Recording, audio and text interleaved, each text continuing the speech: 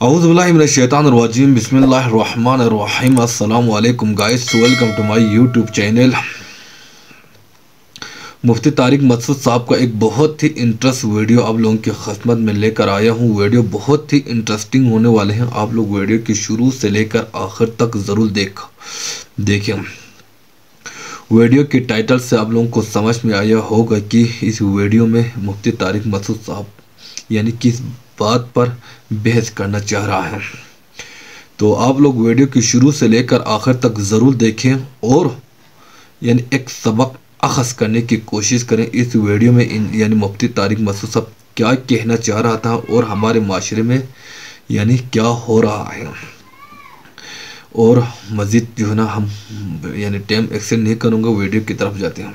हर कौम में हर मज़हब में इबादत के तरीके हैं, है या नहीं? आप मजहबी इबादत गाहें देख लो, दुनिया की मुख्तलिफ मजहबों की इबादत गाहों में जाओ और फिर मस्जिद में आओ। जमीन आसमान का फर्क आपको बोलो, जमीन आसमान। इसमें मैं ज्यादा डिटेल में नहीं जाता, किसी मजहब का मजाक उड़ाना मकसद नहीं। 5 टाइम नमाज दी है, इस नमाज जैसी इबादत दुनिया के किसी मजहब में है? बोलो कैसे सजदा होता है भाई। अल्लाह का वास्ता आप लोग यहाँ मेलबर्न में मस्जिदों को आबाद करो, अल्लाह का वास्ता। अगर आप अपनी नस्लों को बचाना चाहते हो ना बुराई से, कि बहुत अफसोस होता है कि मस्जिदें आबाद नहीं, मस्जिदें बना दी बड़ी टाइट हो, सफ़े आधी सफ़े होती हैं उसमें। फजर की बात कर रहा हूँ, बाकी ज़ोहर असर में तो होते हैं नमाजी, रमजान में भी रिपोर्ट है कि बहुत नमाजी होते हैं। लेकिन आपके लिए ना यहाँ अपनी औलादों को मस्जिद में लाना ज्यादा जरूरी है, क्योंकि वही हशर होगा जो मैंने बताया ना, जो 150-100 साल पहले आके मस्जिदें बना के गए, उनकी औलादें मुर्तद हो चुकी हैं। तो मस्जिद बनाने से ईमान महफूज नहीं होता, मस्जिद बनाने के बाद उसको आबाद करना ईमान की हिफाजत के लिए जरूरी है। तो अल्लाह का वास्ता मस्जिदों को आबाद करें आप लोग। ये आपको बुढ़ापे में काम आएगी। जब आपके बच्चे मस्जिदों में आएंगे ना, तो बुढ़ापे में आपकी खिदमत करेंगे। और अगर आपने उनको अल्लाह रसूल से दूर कर दिया तो आपका बुढ़ापा बहुत डेंजरस गुजरेगा। जो सेकुलर और लिबरल लोग होते हैं ना, जवानी में अय्याशी होती है, जरा सी जवानी ढलकी तन्हाई खाने लगती है। हमारे पास केसेस आते रहते हैं सुबह शाम, मुफ्ती साहब मैंने अपने बच्चों को क्या कुछ नहीं खिलाया, सारी जिंदगी उनके पे मैंने निसार कर दी, आज मैं तन्हा बूढ़ा खांसरा होता हूँ, कोई बच्चा मेरे पास मेरी तन्हाई दूर करने के लिए बैठने के लिए तैयार नहीं है। ये हशर होगा आपका फ्यूचर में। बच्चे को दीन और मजहब सिखाओगे, जो अल्लाह को मानता है ना, वो अल्लाह का हुक्म समझ के बूढ़े बाप और बूढ़ी माँ की खिदमत करेगा। हमारी खवातीन भी लिबरल सेकुलर बनती जा रही है, पर्दा उठा के फेंकती है, क्या ये बुर्का क्या होता है एक्चुअली, वगैरह वगैरह जो आजकल डायलॉग चलते हैं। ठीक है, आप पर्दा ना करें, अभी बुढ़ापा बहुत डेंजरस होगा, ये बताओ। क्योंकि जो औरत पर्दा नहीं करेगी उसकी बच्ची पर्दा, बोलो। हमारे एक दोस्त के साथ वाकया हुआ, उनकी वाइफ जब जरा एजेड हुई तो डिप्रेशन में जाने लगी। बच्चियां पर्दा नहीं करती थी, अजीब से बेहुदा लिबास, और हम जब बेपर्दगी आती है तो हया भी खत्म होती है और माँ बाप से बदतमीजी ऑटोमेटिकली आने लगती है। जब हया गई ना तो सारी बुराइयां आती हैं, ये ज़हन में रखना। तो खातून ने क्या किया, यूएसए में थी वो, उन्होंने तौबा ताइफ की कि भाई मैं अल्लाह के दीन पर आती हूँ, ये तो गलत कर दिया मैंने, जिंदगी खराब की है, बच्चे भी हाथ से निकल गए, अब मैं पर्दा करती हूँ। जब उन्होंने पर्दा करना शुरू किया, नमाज रोजा शुरू किया, तो फिर उन्होंने बच्चियों से कहा देखो बेटा तुम भी पर्दा करो। बच्चियों ने कहा अम्मी आपने लाइफ को एंजॉय कर लिया ना, क्या किया, अब हमें भी करना, जब हम आपकी एज को पहुंचेंगे हम भी करेंगे। तो बेचारी खून के आंसू रो रही थी। तो यही होगा, वो कहा था ना, ये तो होगा। इसलिए जो खवातीन बयान सुनने के लिए आई हुई हैं, उनसे मैं गुजारिश करता हूं आपके फायदे के लिए, आप आज अपने घर में पर्दे का माहौल पैदा कर लो। बच्चियों को पूरा प्रॉपर ड्रेस समझा दिया करो, सख्ती तो नहीं कर सकते ना, समझा दिया करो कि भाई एक ये रास्ता है और एक ये रास्ता, बेटा ये हमारे मजहब का रास्ता है, ये हमारे कल्चर का रास्ता, इसमें हया है। बच्चियां माँ को बहुत ज्यादा फॉलो करती हैं, माँ को फॉलो करती हैं बच्चियां। अगर वो पर्दा करेंगी, प्रॉपर ड्रेस में रहेंगी, कल वो आपकी भी खिदमत करेंगी, कल वो आपको भी इज्जत देंगी। तो अल्लाह का हुक्म समझ के तो मेरे भाई माँ बाप को रखा भी जा सकता है, उनकी बर्दाश्त भी की जा सकती है। जो अल्लाह को नहीं मानता वो माँ बाप किस खेत की मूली हो गए फिर? वो समझते हो गए नहीं समझते हो? तो अपना बुढ़ापा अच्छा चाहते हो ना, तो अपने बच्चों को क्या सिखाओ, दीन सिखाओ। हमारे दोस्त हैं, मैं खुद अपने वाकया, हमारी दादी का इंतकाल हुआ, किस तरह हमारा घराना रो रहा था। अब तो सब इंडियन, पाकिस्तानी और बांग्लादेशी ज्यादा बैठे हुए हैं ना यहाँ पे, कैसी दादियों के मरने पे लोग रो रहे होते हैं। तो क्या तुम ये चाहते हो तुम्हारे मरने पे बच्चा बोले अब्बा बड़ा गए, अच्छा हुआ, बुढ़े से जान छुट्टी हमारी? ये चाहते हो? یا اولڈ ہاؤس سے فون آئے کہ یار اٹھا کے لے جاؤ، جو مذہبی رسومات کرنی ہے وہ کر لو. تو ہمارے کیونکہ ہمارے باپ داداؤں نے ہمیں مذہب سکھایا، تو ہمیں ان کے جانے پر خوشی کے بجائے ہم زندگی بھر ہم ان کو دعاؤں میں یاد رکھتے ہیں، اور انشاءاللہ یاد رکھیں گے، موت تک یاد رکھتے رہیں گے انشاءاللہ. ہمارا تو رشتہ ختم نہیں ہوتا، کیونکہ جب اللہ سے رشتہ ہوگا تو اللہ کہتا ہے جو ماں باپ کو نہیں مانتا وہ پھر کسی کو بھی نہیں مانتا. اللہ نے اپنے حق کے بعد سب سے پہلا حق کس کا بتایا ہے؟ والدین کا. تو آپ کو ماں باپ کے سامنے جھکنا پڑے گا، ان کی کڑوی کسیلی برداشت کرنی پڑے گی. تو یہ میں چند مثالیں میں نے آپ کو دی ہیں کہ اسلام کا کوئی بھی نظام آپ اٹھا کے دیکھ لو محفوظ بھی ہے الحمدللہ، اور دوسرے نظاموں سے کمپیئر کرو تو سپیریئر بھی کون ہے؟ اسلام ہے. یہ اس کی علامت ہے کہ محمد صلی اللہ علیہ وسلم کا یہ پیش کردہ نظام آپ کا ذاتی نہیں تھا، بلکہ یہ کس کا ہے؟ یہ اللہ. اس کتاب کو دیکھ لو 1400 سال سے محفوظ ہے. کتاب پہ رائٹر کا نام نہیں ہے، اور کتاب 1400 سال سے کیا ہے؟ بولو محفوظ. کیسی عجیب کتاب ہے یار، ایک لفظ میں بھی تحریف نہیں ہوئی. دنیا میں سب سے زیادہ پڑھی جانے والی کتاب قرآن، دنیا میں سب سے زیادہ سنی جانے والی کتاب قرآن، دنیا میں سب سے زیادہ سمجھ کے پڑھی جانے والی کتاب قرآن، بغیر سمجھے پڑھی جانے والی کتاب قرآن، کھڑے ہو کے ہاتھ باندھ کے سنی جانے والی کتاب قرآن، کھڑے ہو کر گھنٹوں گھنٹوں ہاتھ باندھ کر پڑھی جانے والی کتاب قرآن، سب سے زیادہ بے سمجھے یاد کیے جانے والی کتاب قرآن، سب سے زیادہ سمجھ کے یاد کی جانے والی کتاب کون سی ہے؟ قرآن. سب سے زیادہ دنیا میں درس کس کتاب کے ہوتے ہیں؟ قرآن کے. پیش کرنے والا وہ ہے جو نہ لکھنا جانتا ہے اور نہ پڑھنا جانتا ہے. عجیب بات ہے یا نہیں میرے بھائی؟ نہیں آئی میرے خیال سمجھ میں. پیش کرنے والا جو ہے اس کتاب کو، جس کو اتنی مقبولیت ملی، وہ نہ لکھنا جانتے ہیں اور نہ پڑھنا جانتے. اور کمال کی بات ہے جس پیغمبر نے یہ کتاب پیش کی جو نہ لکھنا جانتے نہ پڑھنا جانتے، وہ خود لکھوایا کرتے تھے دوسروں سے جب آیتیں نازل ہوتی تھی. بھائی مجھے تو لکھنا نہیں آتا، آپ کیا کرو، آپ لکھو. اس چمڑوں پہ لکھی جا رہی ہے، ایسی محفوظ ہوئی ہے، ایسی محفوظ ہوئی ہے. ایک ایک حرف قاری لوگ کیسے نکلواتے ہیں نا بچے کے حلق سے. بھائی ہاں ہے تو ہاں ہے، ہاں نہیں ہے، اتنی چینجنگ نہیں ہوئی ہے. ایسا نکلواتے ہیں. وہ کہہ رہے تھے ہاں نکالو، ہاں بچے سے نکل نہیں رہا تھا. بولا حلوہ بولو، حلق سے نکالو حلوہ. ماں نے کہا میں پکا کے لے آتی ہوں، بچے کے حلق پہ تجربے نہ کریں.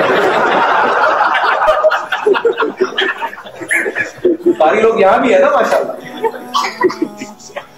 تو ایک ایک لفظ کیا ہے؟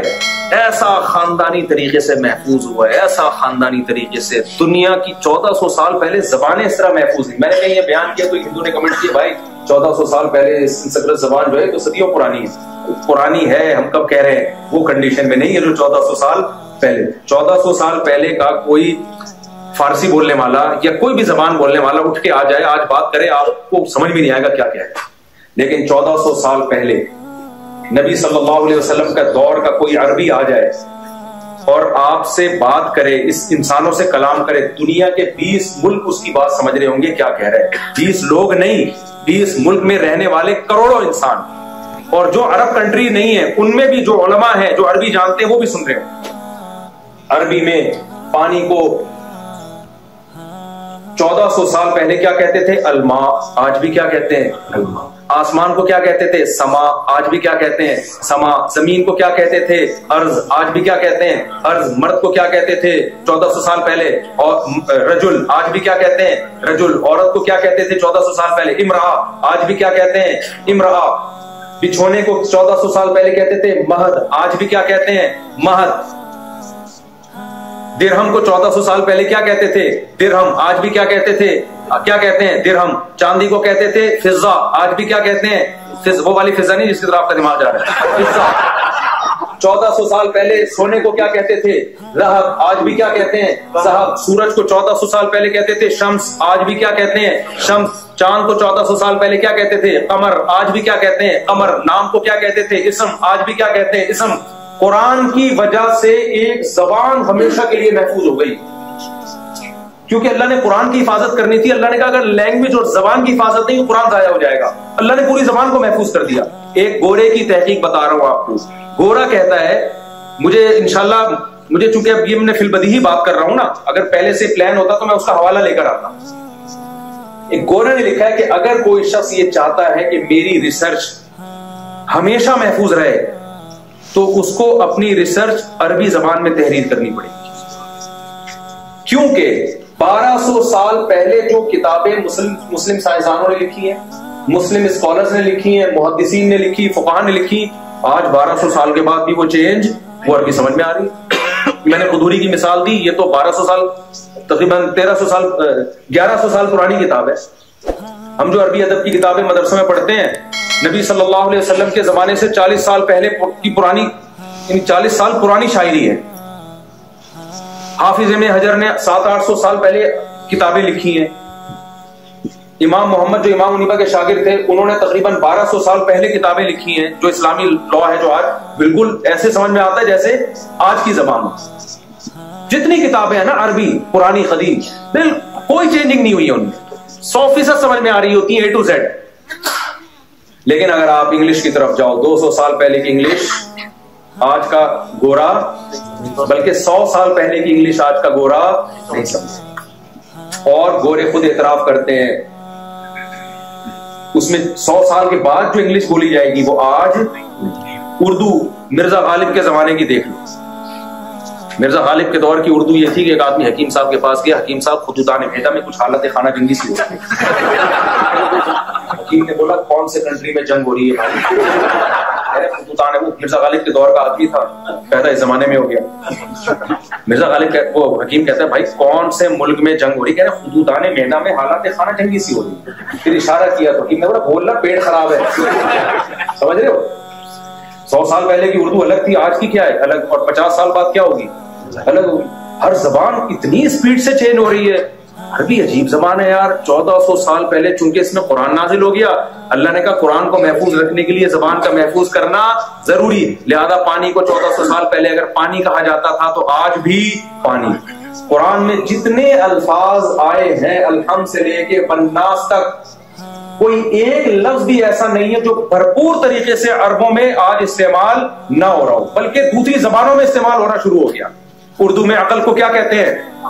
عقل کہتے ہیں۔ یہ کہاں سے آیا ہے؟ بے عربی سے آیا ہے میرے بھائی۔ انگلش میں زمین کو کیا کہتے ہیں؟ ارض۔ یہ کہاں سے آیا ہے؟ ارض سے۔ دوسری زبانوں پہ اثر ڈال دی عربی نے، ٹھیک ہے نا، گھس گئی دوسری زبانوں میں، ان کو تبدیل کر دیا خود ایز اٹ از، جیسے 1400 سال پہلے تھی آج بھی کیا ہے۔ ٹھیک ہے عامی لوگوں کی عربی الگ ہے، لیکن وہ والی محفوظ تو ہے نا، وہ محفوظ تو ہے نا بھائی۔ یہ میں آپ کو اتنی لمبی جو رپورٹیں پیش کر رہا ہوں نا، یہ سمجھانے کے لیے کہ اپنے ایمان کو مضبوط کرو۔ آپ کو اللہ نے جو دین اور مذہب دیا ہے وہ برحق مذہب ہے، وہ آسمان سے نازل کردہ مذہب ہے، وہ انسانوں کا بنایا ہوا دین اور مذہب نہیں ہے۔ اب آخری بات، کرنا کیا ہے؟ کرنا میں آپ کو ایک بات بتاتا ہوں، ایک مثال سے بات سمجھاتا ہوں، پھر بات سمجھیں۔ یہاں خواتین بھی بیان میں بیٹھی ہوئی ہیں پردے میں، آپ کی بیگم صاحبہ کوئی خدمت ہی نہیں کر کے دے رہی، آپ کی کوئی شوہر والے حقوق آپ کو دینے کے لیے تیار بولو ہے ہی نہیں، کسی قسم کی کوئی خدمت نہیں۔ آپ کو شک ہوا کہ پتہ نہیں اس کو پتا بھی ہے کہ میں میاں لگتا ہوں رشتے میں، کیا خیال ہے؟ یا الٹا کر لیتے ہیں مثال کو تاکہ خواتین ناراض نہ ہوں، مثال الٹا کر لیتے ہیں۔ آپ اپنی بیگم کے کسی قسم کے کوئی حقوق دینے کے لیے تیار بولو نہیں۔ جب گھر میں آتے ہیں ایسے جیسے ہلاکو خان نے بغداد پہ حملہ، تمیز سے بات ہی نہیں کرتے، وہ نان نفقہ مانگتی ہے، آپ نان نفقہ نہیں دے رہے۔ کوئی بھی جو ذمہ داری مرد کی ہوتی ہے نا، عورت کے جو حقوق ہوتے ہیں وہ دینے کے لیے آپ تیار نہیں۔ آپ کی بیگم کو شک ہو جاتا ہے پتہ نہیں مجھے اپنی بیگم سمجھتا بھی ہے کہ نہیں سمجھتا، وہ پروف دیتی ہے، دیکھو یہ نکاح نامہ ہے، میں آپ کی وائف۔ آپ کیا کر رہے ہو؟ پڑوسن سے بہت کھل ملا کے بات کر رہے ہیں، جب بھی کوئی انٹی آتی ہے فری ہو جاتے ہو آپ۔ وہ ایک چٹکلا سنا دیتا ہوں، وہ ایک بچہ جو تھا نا، بچے بڑے ہوشیار ہوتے ہیں یار،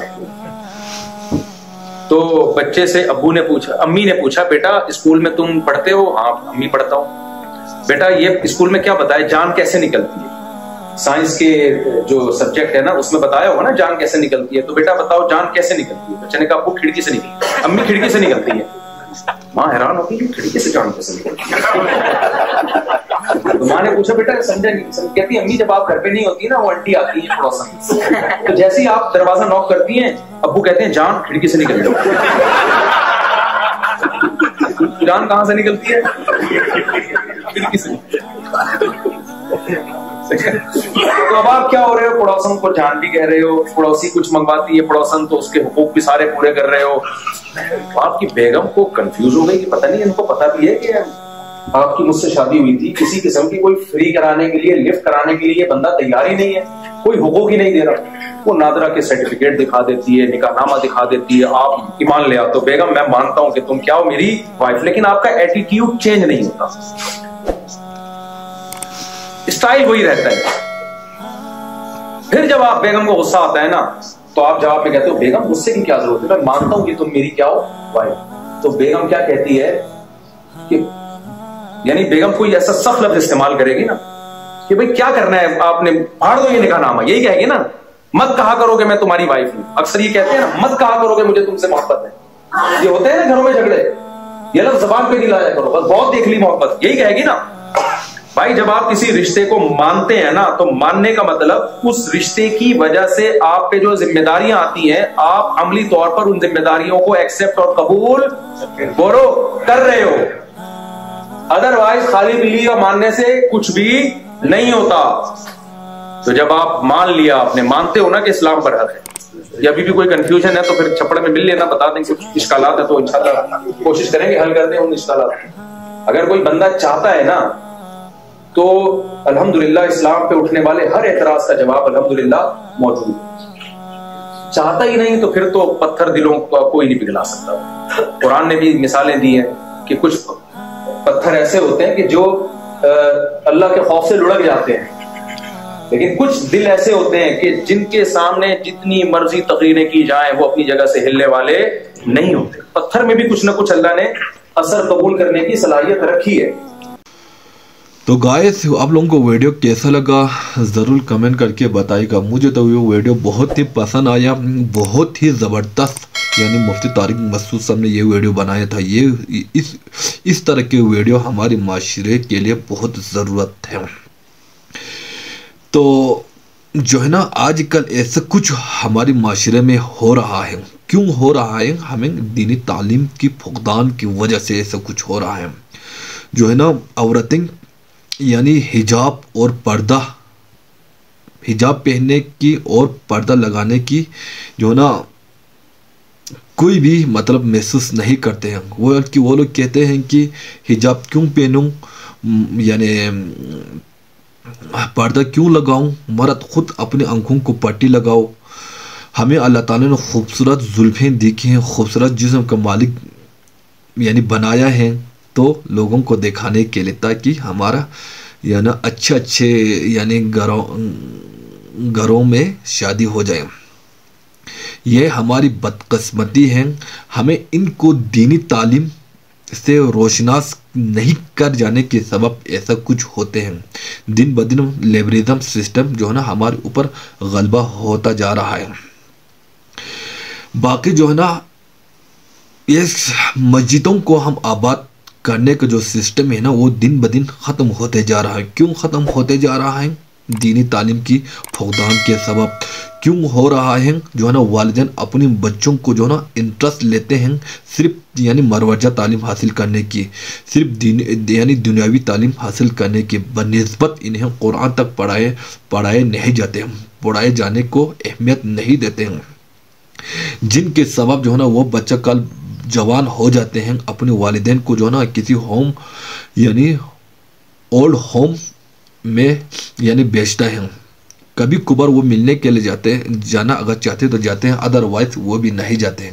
یہی سب کچھ جو ہے نا انجینئر مفتی طارق مسعود جو کچھ بھی فرما رہا تھا نا وہ درست فرما رہا تھا. ہمیں اسی طرح کے ویڈیوز کی اشد ضرورت ہے. اسی لیے میں ایک بار ہمیشہ سے کہتے ہوئے آتا ہوں کہ کم از کم اپنی جو ہے نا دینی علماء کے جو ہے نا ویڈیوز کو دن میں کم از کم 4 سے 5 دفعہ دیکھا کرو. وہ جو کچھ فرماتے ہیں جو نا اپنی طرف سے نہیں کہتے ہیں بلکہ اللہ کے قرآن سے کہتے ہیں, رسول اللہ صلی اللہ علیہ وسلم کی احادیث سے کہتے ہیں. جو ہے نا وہ لوگوں کو جو ہے نا پیغمبروں کے بعد جو ہے نا اللہ تعالیٰ نے انہیں کی ڈیوٹی لگائی ہے لوگوں کو جو ہے نا اللہ کی طرف بلانے کے لیے. تو मज़ीद जो है ना इसी तरह के इन्फॉर्मेटिव वीडियोस के साथ आप लोगों की खिदमत में हाजिर होते रहेंगे। अल्लाह निगहबान। आखिर में एक रिक्वेस्ट करता हूँ, हमारे चैनल को सब्सक्राइब करो प्लीज़, ताकि हमारी हौसला अफजाई हो जाए। अल्लाह निगहबान।